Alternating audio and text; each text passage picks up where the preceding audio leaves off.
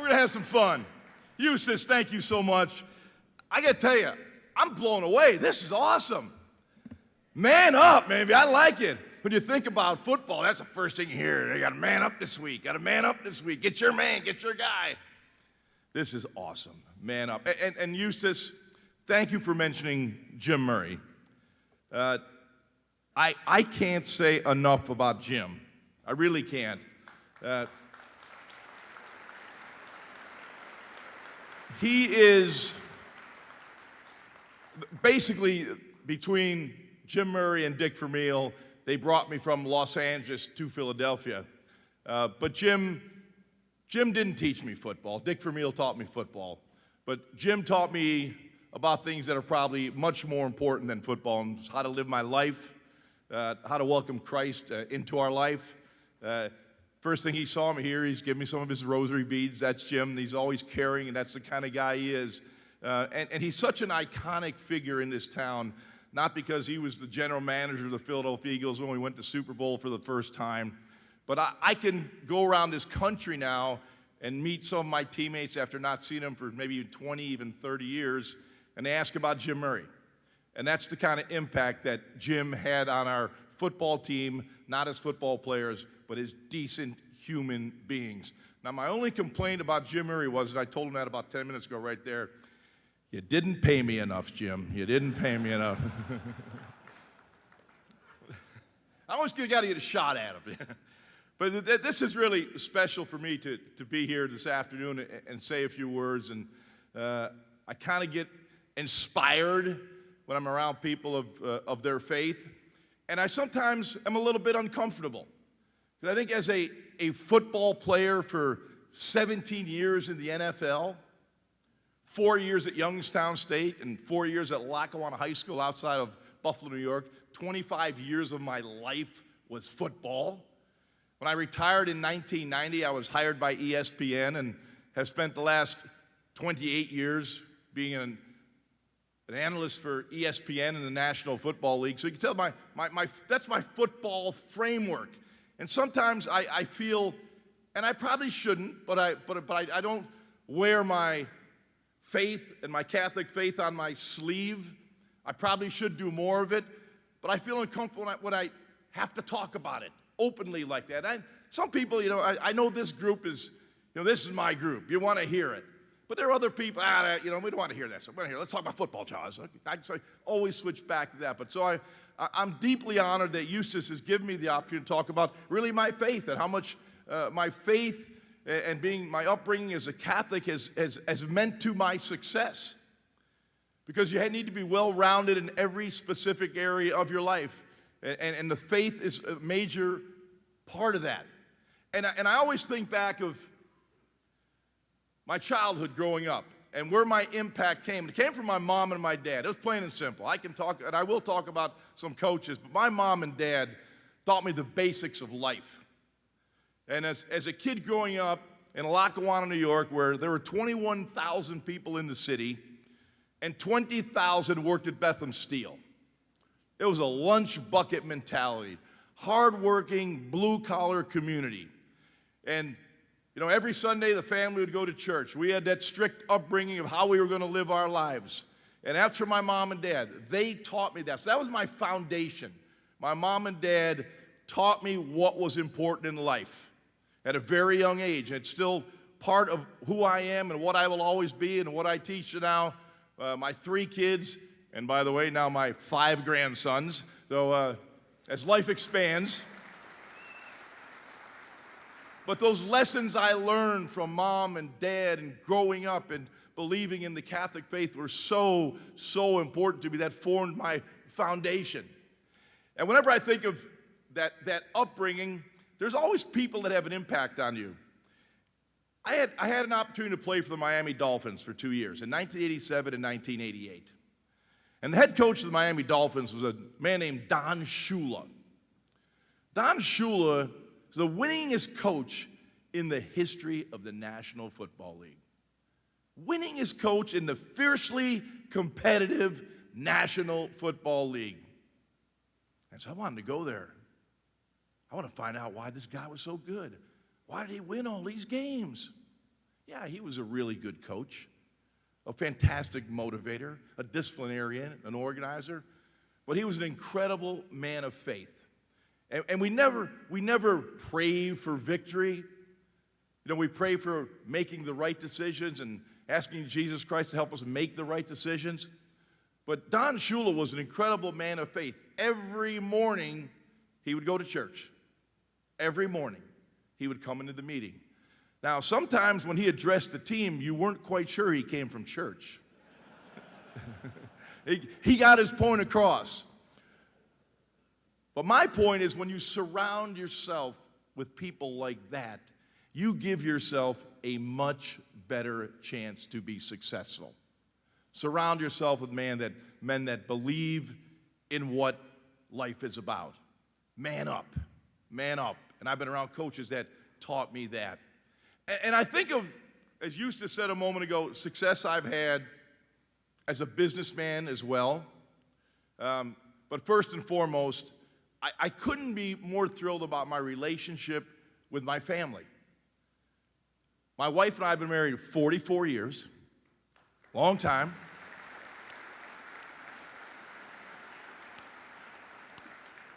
And I'll get to another point in a minute because it has helped form a certain framework that I have within myself. She lived about a half a mile from me in Lackawanna, New York. We were dating when I was 15 and she was 14, so we've been together our entire lives. But I would walk to her house literally every day and walk back home. And I would go by an orphanage. It was called Father Baker's, just outside of Buffalo. Father Baker probably should be a saint for all the wonderful things he's done. He's been up for sainthood. But Father Baker had a home for an orphanage for wayward boys. And I would walk by that literally once, twice a day and see those boys that were in that orphanage. And I would really think how lucky I am to have great parents that have brought me up the right way and are next to me all the time and supporting me in everything I do. And I still think to this day, probably 50 years later, the impact that had on me, how I can help, if I ever get to do something good, that had an indelible imprint when I saw those kids, and how could I help those that may be less fortunate. Although, my dad worked in the lumberyard, my mom worked 2 jobs as a cleaning lady, neither my older brother or older sister went to college, so I started about as low as you can get. But I always remembered those boys at Father Baker's. And I thought someday maybe I'll make enough money and be visible enough to maybe help those that are less fortunate. And a few years back, I started what is now called the Jaws Youth Playbook. It's our family foundation. And we've raised over $5 million for at-risk youth in our community. And thank you. And you just never know where that random thought is going to come from, but it was probably when I was 14 or 15 years old, walking by Father Baker's, and I could say that had an indelible imprint on my mind, and I wanted to help people. And fortunately, the platform that I've had has allowed me to do that. So I'm deeply indebted to the great work that Father Baker has done. And whenever I go back to my hometown, I go to Our Lady of Victory Basilica, where my wife and I got married. And man, I say a lot of prayers because that man taught me an awful lot in a very simple way. So I'm deeply appreciative of that. Everything does always come together. If it's football, I can stay here all day and talk football. I mean, I'm a football wonk. That's just what I am. But, we have lives. We have to do other things. And I always think of any success that I've had. Now, I will admit, I'm a workaholic. I love to work. My wife loves to work. Our kids, we have a family business. We all work very hard. And I think of the lessons that I've learned from other people. And obviously, Jim Murray, who I spoke about, was one of those guys. Although he went out of his way to get medals from the Pope before Super Bowl 15. Didn't work. Thanks, Jim. But I know you tried. You meant well. But you learn from people. And I always think of different things all the time. I have a lot of random thoughts. But I always thought in a character of a person. and I believe this to be true, if you're going to be successful in anything, I think you got to like people. You have to really genuinely like people. Because I'm a believer that people don't care how much you know until they know how much you care. People don't care how much you know until they know how much you care. And I tell you, I was with Doug Peterson last night at the Maxwell Football Club Awards dinner in Atlantic City, and we were talking about those things and his team. You know what he's talked about? The faith-based platform of the Philadelphia Eagles when they won the Super Bowl.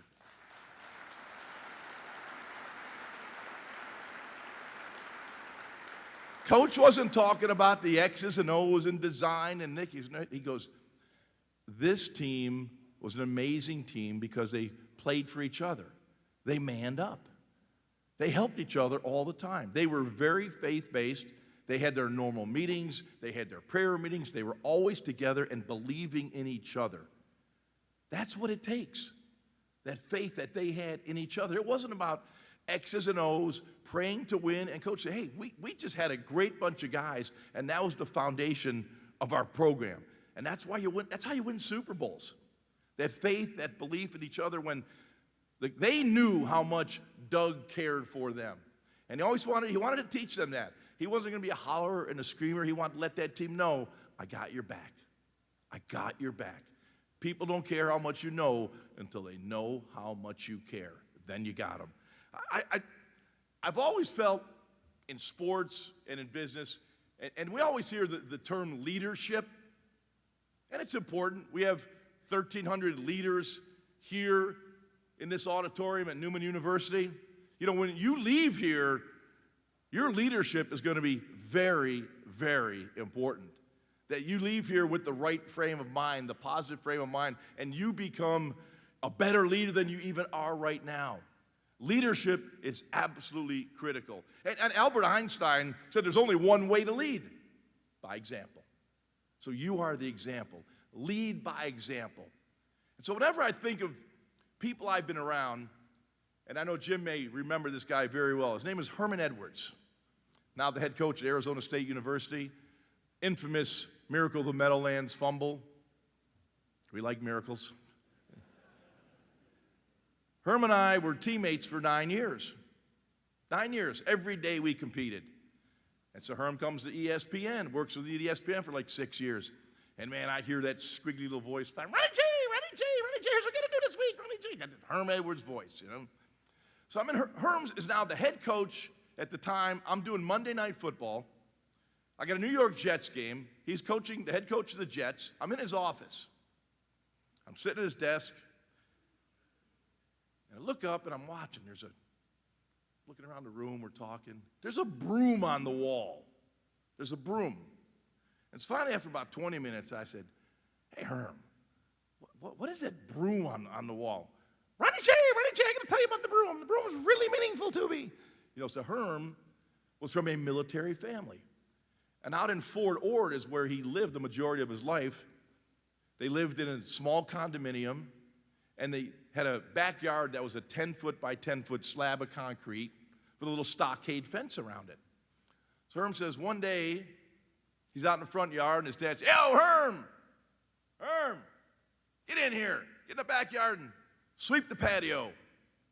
Herb grabs the broom, goes out the 10-foot by 10-foot slab, sweeps it, runs back in the front yard, starts playing ball again. Herm says 10 minutes later, his dad goes, hey, Herm, get back there. Come on, look at this. Look at this. There's leaves in the corner. Yeah. He goes, you didn't do the little things. You didn't do the details. You're never going to be successful if you don't do the little things. Do the details. So when I think of Herman Edwards and seeing that broom, I think of the leadership that his dad provided for him. And I think of Herman Edwards as a successful NFL player for 11 years, as a head coach in the NFL for 2 teams, the New York Jets and the Kansas City Chiefs, now the head coach at Arizona State University. And it all started with his dad's leadership of saying, do the little things, do the details. That's how you become successful. Those are the guys that I have great admiration and respect for. I'm always around coaches and business people, and the one thing that I sense it already here is to create an atmosphere where people enjoy being together. And you've done this. I can tell when I walked into that room. I can tell by standing here taking photos and talking to 30 or 40 people. You created an atmosphere where people enjoy being together with people that have the same convictions and motivations that everyone does like you have in this room. And I always think of, football coaches. And this guy may even surprise you when I talk about a guy that does a great job of creating an atmosphere where people enjoy coming to work, enjoy being together. Now, you may not want to hear this because his name is Bill Belichick. Yeah, right? Yeah. Hey, but I competed against Bill for 10 years as a quarterback with the Eagles when he was the defensive coordinator with the New York Football Giants. When I was doing Monday Night Football, I would love to, I would, every time we got a Patriots game, I was excited because I was going to get to sit with Bill for 2 hours and have him move his lips and tell me nothing. But that's how Bill was. But what he did is created an atmosphere where people just enjoyed being together. They enjoyed playing football. They enjoyed his leadership. And the true example of that would be if you would go to Gillette Stadium right now, there's a parking spot next to the stadium, the players' parking lot where they enter the stadium, practice and work out in the offseason and lift. The spot close to the door to enter the building, the player who spends the most time in the offseason gets that spot. Well, lo and behold, I think over the last 5 or 6 years, the player whose car is parked in that spot is no other than Tom Brady. Hardest working guy in the team. Bill Belichick set that example. That's what you do, create the atmosphere where people want to come to work, they want to work together, they want to enjoy the company of each other, they want to have people that like each other. That's what Bill Belichick has created in New England. I hate to mention his name in Philadelphia, but I got to give him credit for what he's been able to accomplish. And I've always thought this, and when Jim comes up here, yeah, you'll probably, if anyone noticed, the first thing, he would give a big hug. Big hug. I see Tom Mullen down here in the front row, big hug. These are guys known through the years. You develop those relationships, and there's a certain energy that comes from those relationships. And I think energy is so important in our faith, in our business, in our family life. They always create that energy. People love to be around energetic people that you just know in your mind. You know in your mind something good is going to happen because that person just projects that energy. So I've always been a big believer in energy on a football team, on a business organization, or in a light group like this where people all have the same vision for what they want to do with their life. Energy. Bring energy to your life. Bring energy to your job. Bring energy to your family. It's another thing I always think about, and I hate to bring out props, but they're always good sometimes. These things right here, right? They're wonderful, aren't they? We all know they're great. But man, I have sit in so many meetings, board meetings, smart people, and they're like, they're not paying any attention. Now, there's a time and a place where I'm not discounting that, but I am just such a big believer because of the people that I have been around that are very successful people. They build relationships. What you are doing here today, you're building a relationship with Jesus Christ. You're cementing that relationship. And in the business world, in the football world, it's about relationships. Man up. Man up. Play for the guy next to you. Play for your team. Play for your city. Man up. I love that name. It's a great name. But it really is about the relationships that you build by looking someone in the eye, talking to that person. You get an idea of what they're about. I love looking around and see the guys. They're paid. I don't see anyone with a cell phone. You got a rule here or anything? Eustace? But it's about relationships. Relationships with God, relationship with your wife, relationship with your kids, relationship with your family, relationships with your friends. Build those relationships. That will give you the best chance for great, great success. And I think, I'm at a point now in my life where I've been around a while. Just turned 39. The hair turned quick too. And I think the most important thing is to be sincere, to be open and honest with people. I have learned to respect people that are open and honest with me. Tell me the truth. Tell me the truth. I can handle it. Tell me the truth. Not someone that is not sincere. I think sincerity is a quality that at times we are losing this country. You know, people want to tell you what you want to hear, and that's not always the way to do it. I think sincerity is absolutely critical, particularly in your faith. When you deal with other people, be sincere when you talk about your Catholic faith. I could probably go on maybe an hour or two, but I know you have other things to do. But I've always thought in my mind about leadership, about success, about how fortunate I have been throughout my career as a football player, as an analyst, as a family man, as a Catholic. I really think I'm very, very lucky. And I always kind of come back to things that I learn from other people, things that I hear from other people. And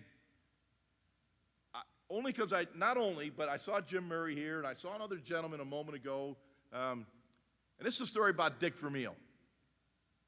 And I'm actually going to be with Dick Vermeil Monday night. He's giving a speech at the Millville Elks Club. Yeah, I'm laughing too. So he calls me on Wednesday. He's down in Key West, and he said, "I'm going to be up. I'll be over there in South Jersey at the Millville Elks Club." Probably selling his wine. I don't know if he would do something over there, but I was, all right, Coach, I'll meet you there. I'll meet you there a little early.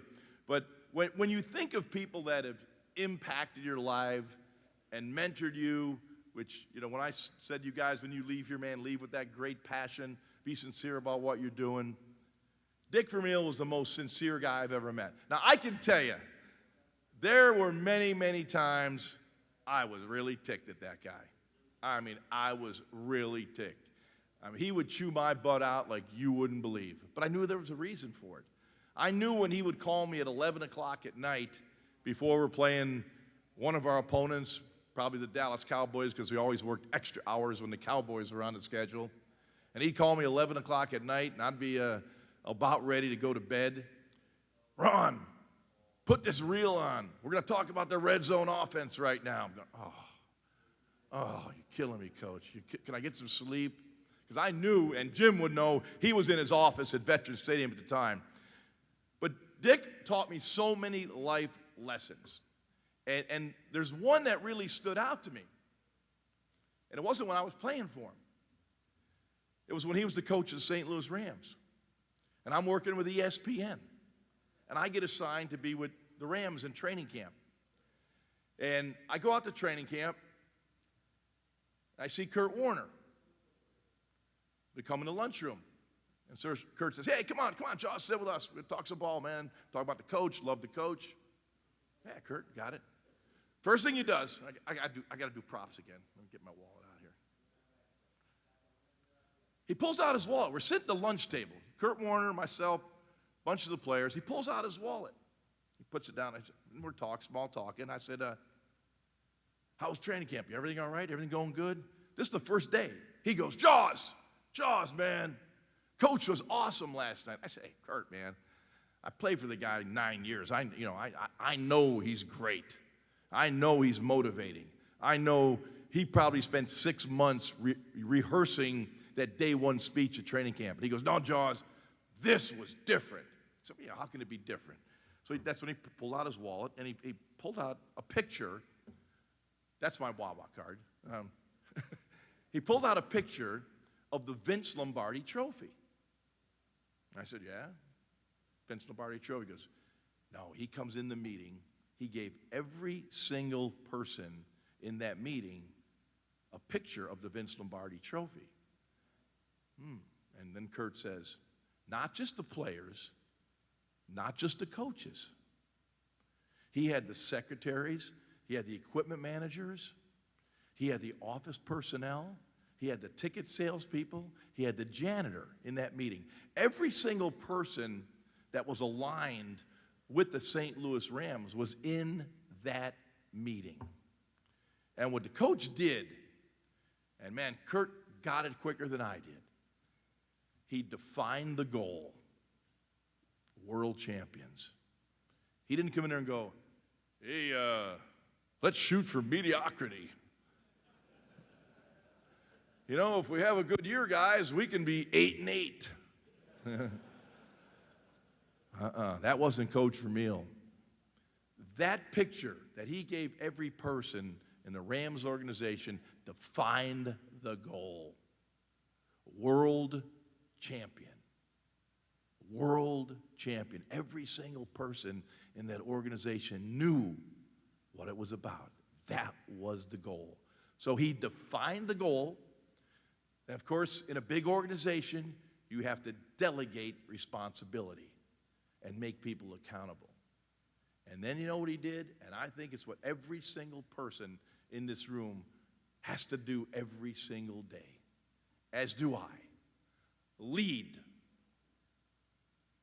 Dick Vermeil made it clear. Define, delegate, and lead. That's how you become a world championship football team. That's about football.